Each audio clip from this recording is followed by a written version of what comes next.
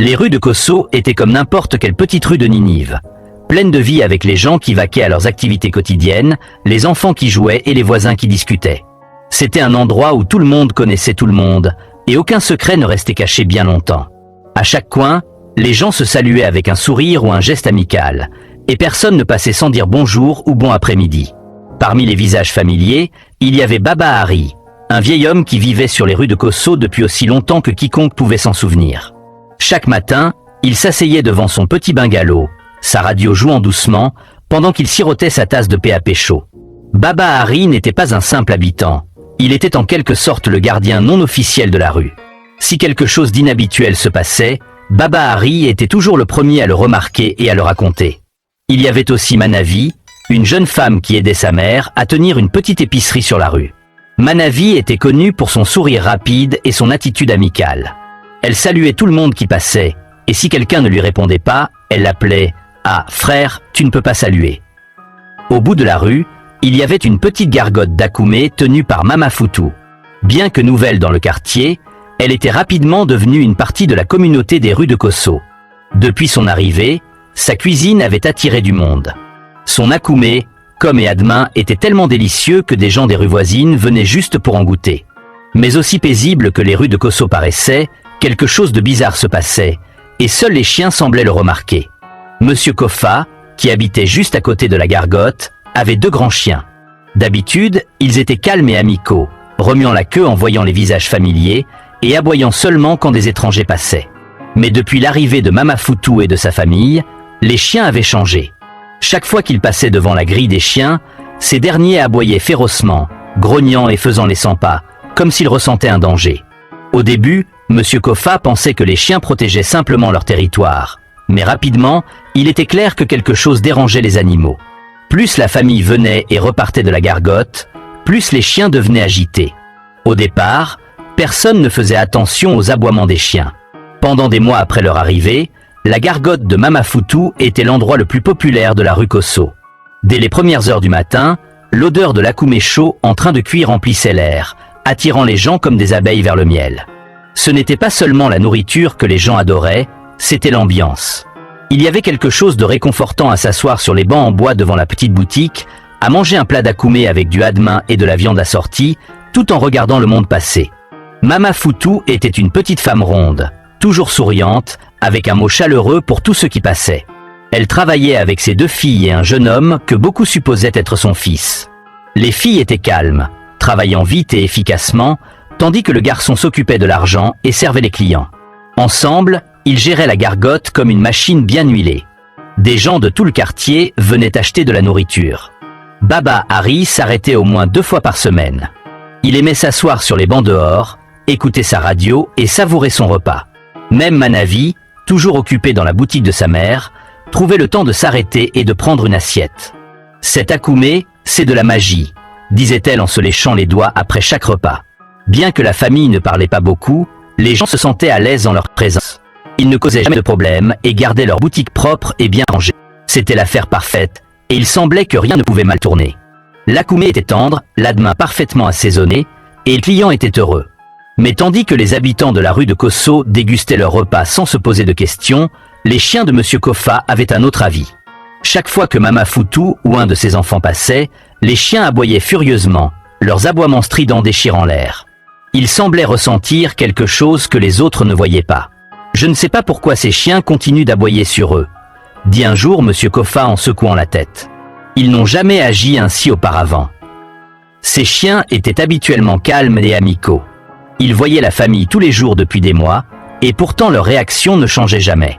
Chaque fois que la famille passait, les aboiements recommençaient, comme si les chiens avertissaient la rue d'un danger que personne d'autre ne pouvait percevoir. « Si seulement ces chiens pouvaient parler », murmura un soir Monsieur Kofa, alors que les chiens aboyaient encore une fois de manière incontrôlable.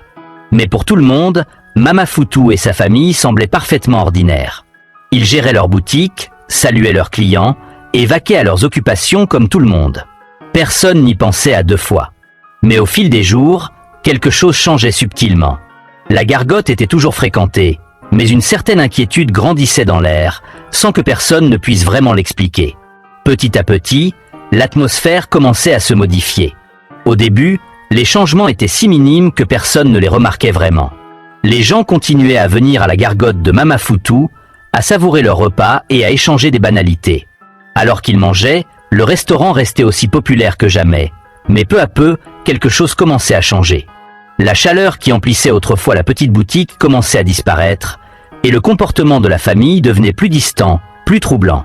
Tout a commencé avec les salutations.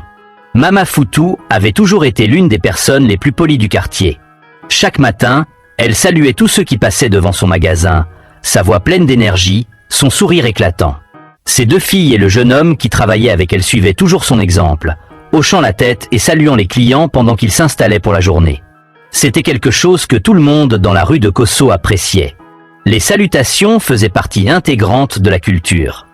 Mais un jour, Manavi remarqua quelque chose d'étrange.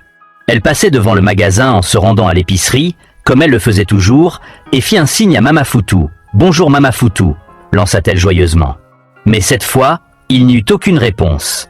Mama Foutou ne leva pas les yeux, ne sourit pas, elle ne semblait même pas entendre Manavi. Manavi fronça les sourcils, peut-être qu'elle ne m'a pas entendu, pensa-t-elle. Alors, elle essaya de nouveau le lendemain. Cette fois, la même chose se produisit, aucune réponse. Les filles de Mama Foutou, d'habitude promptes à saluer, continuaient simplement leur travail, leur visage fermé, évitant tout contact visuel avec quiconque passait. Ce n'était pas seulement Manavi qui le remarquait, d'autres personnes dans la rue commencèrent à s'en apercevoir aussi. Un par un, ils commencèrent à murmurer entre eux. Baba Agoro, qui s'asseyait dehors chaque jour à écouter sa radio, remarqua également le changement. « Ces gens ont cessé de saluer », dit-il un après-midi en se grattant la tête. « Avant, ils me saluaient tous les matins. Maintenant, ils passent comme s'ils ne me voyaient pas. »« Je pensais que c'était juste moi », répondit Manavi. « Je les salue tous les jours, mais ils agissent comme si j'étais invisible. » Au début, les gens essayaient de leur trouver des excuses. Peut-être qu'il était fatigué. Après tout, gérer un restaurant n'était pas facile. Mais leur comportement étrange continua, et au fil des jours, la famille devint encore plus renfermée. Ils ne parlaient plus aux clients comme avant. Ils servaient la nourriture, prenaient l'argent, et retournaient à leur travail en silence. Même lorsque le magasin était plein, l'atmosphère était froide, presque inquiétante. Et les chiens de Monsieur Kofa l'avaient aussi remarqué. S'il y avait bien des animaux qui auraient dû s'habituer à la famille de Mama Foutou, c'étaient les chiens. Ils les voyaient tous les jours, entendaient leur voix, et les regardaient aller et venir de la maison au magasin. Mais au lieu de s'habituer à leur présence, les chiens semblaient plus agités que jamais. Chaque matin, lorsque Mama Foutou et ses enfants passaient pour ouvrir le magasin, les chiens aboyaient furieusement. Leurs grognements étaient bas et menaçants, leurs aboiements secs et incessants. Ils aboyaient si fort que cela dérangeait toute la rue. Ce n'était pas juste un aboiement, puis le silence, c'était continu, comme si les chiens essayaient de transmettre un message, un avertissement. « Je ne comprends pas ce qui ne va pas avec ces chiens », murmura Monsieur Kofa un soir, secouant la tête avec frustration. Ils n'ont jamais agi comme ça auparavant. Chaque jour, c'est la même chose, dès que cette famille passe, ils deviennent fous. Ce n'était pas normal, et Monsieur Kofa le savait. Ces chiens avaient toujours été amicaux, calmes, même avec des étrangers. Mais quelque chose chez la famille de Mama Foutou était différent. Manavi, debout devant l'épicerie de sa mère, regardait la scène se dérouler. Un matin, les chiens aboyèrent violemment, faisant les 100 pas derrière le portail, les yeux fixés sur la famille qui passait. Pourtant, Mama Foutou et ses enfants ne semblaient pas du tout dérangés. Ils ne tressaillirent même pas, ne regardèrent pas dans la direction des chiens. Ils marchèrent en silence jusqu'à la boutique, ouvrirent la porte et commencèrent leur journée comme d'habitude. « Qu'est-ce qu'ils ont, ces chiens ?» demanda Manavi en se tournant vers sa mère, qui se tenait à ses côtés. « Je ne sais pas, mais ce n'est pas normal. Les chiens n'aboient pas comme ça sans raison. » Au fil des semaines, les murmures dans la rue de Kosso devenaient de plus en plus forts. Les gens qui avaient autrefois adoré le restaurant d'Akoumé se sentaient désormais mal à l'aise. La nourriture était toujours aussi délicieuse, mais la chaleur et la convivialité qui caractérisaient autrefois l'endroit avaient disparu. La boutique était toujours fréquentée, mais elle semblait froide, sans vie. Les clients remarquaient que la famille parlait à peine entre eux, et quand ils le faisaient, c'était à voix basse, dans une langue que personne dans la rue ne reconnaissait. À mesure que le mystère s'épaississait, la tension dans la rue de Kosso augmentait aussi. Les chiens continuaient à aboyer sans relâche, Et les gens continuaient à murmurer, se demandant ce qui avait changé. Pourquoi la famille était-elle devenue si distante? Pourquoi les chiens semblaient-ils si dérangés par eux? Est-ce qu'ils cachaient quelque chose? Personne n'avait de réponse, mais une chose était claire. Quelque chose n'allait pas chez les vendeurs d'Akoumé. Les gens ne pouvaient pas le voir, mais les chiens le pouvaient. Et si seulement les gens savaient ce que les chiens essayaient de dire?